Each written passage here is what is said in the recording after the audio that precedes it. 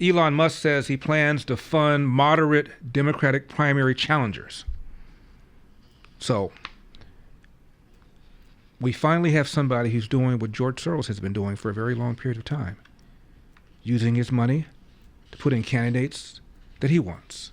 Elon Musk said we have a bunch of extreme lefties, people like AOC and like Jasmine Crockett, and he's going to fund campaigns of their moderate Democrats in the primaries to get rid of them. Hallelujah. Now, Alejandro Mayorkas, the impeached Homeland Security Secretary, gave an interview to CBS. And she said, your data suggests you have the ability to enforce deportation without Congress. No kidding, number 17.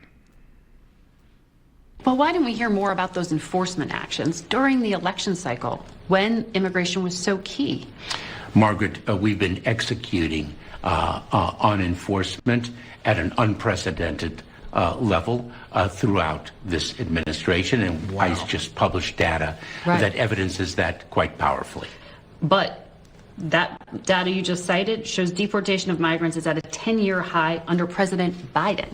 A 10-year high.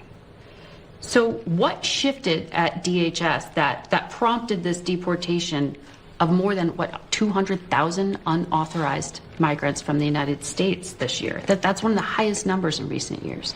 Margaret? If Congress didn't give you the power, how did you do it? Margaret, we did it with skill, with strategy, and with unflinching dedication to that mission. But it would also suggest that there is the ability to do it without Congress acting, right? That's the downside of showing you can make it work. Yes, but Margaret, we made those very impressive statistics happen.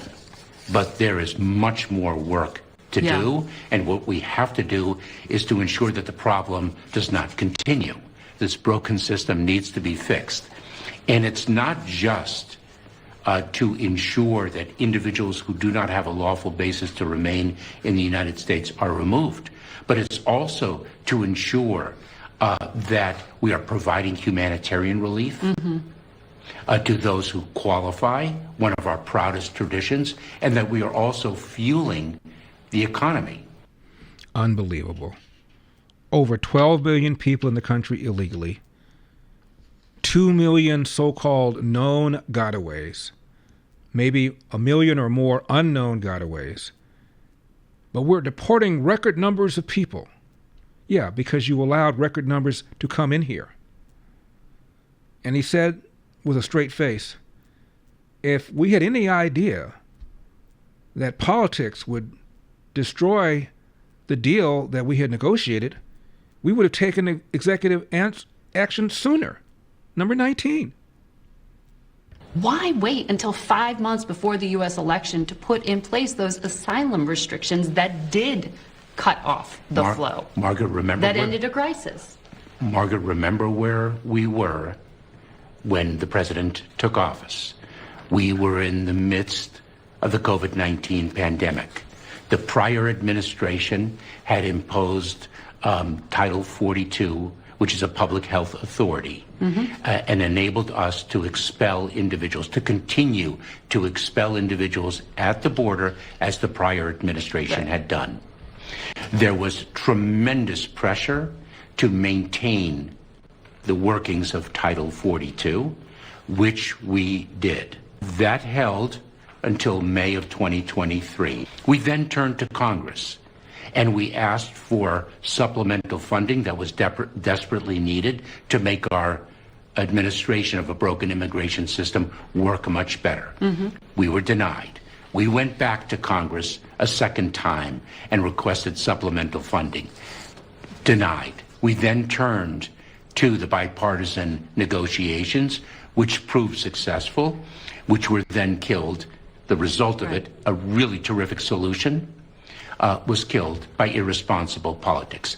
Looking back now in hindsight in 2020, if we had known that irresponsible politics would have killed what was clearly a meritorious effort and a meritorious result, perhaps we would have taken executive action more rapidly. Unbelievable.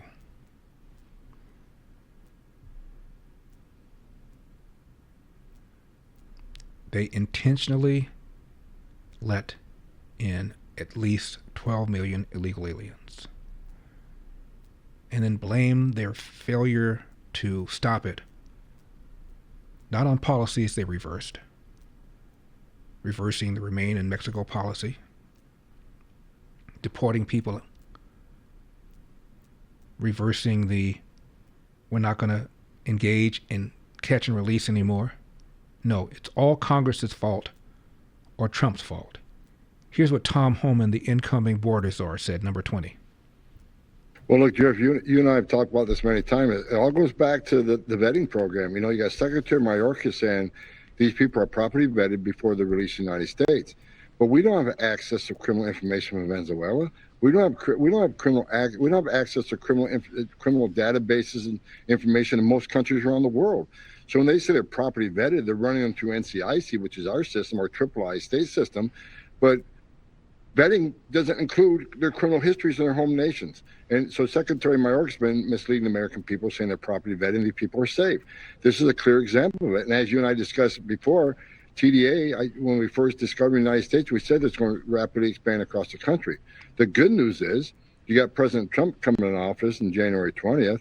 TDA is on notice. And ICE officers across the country are prepared to go out and target public safety threats with TDA. It's on top of that public safety threat. So their days are numbered. I can't wait till we get an administration to take care of these people, because they're going to be arrested, they're going to be detained, and they're going to remove. I've been talking to several different countries. If Venezuela don't take them back, we got other countries that are stepping up and say they will. So they will be deported.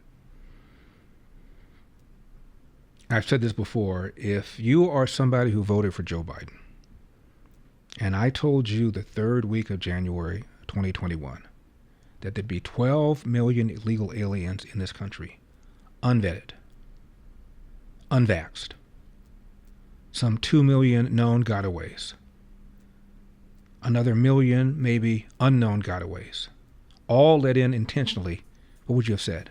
You would have said, you're smoking something. Thanks for watching these clips from The Larry Elder Show. If you enjoyed this content, be sure to subscribe to my channel and hit the bell icon so you never miss a moment.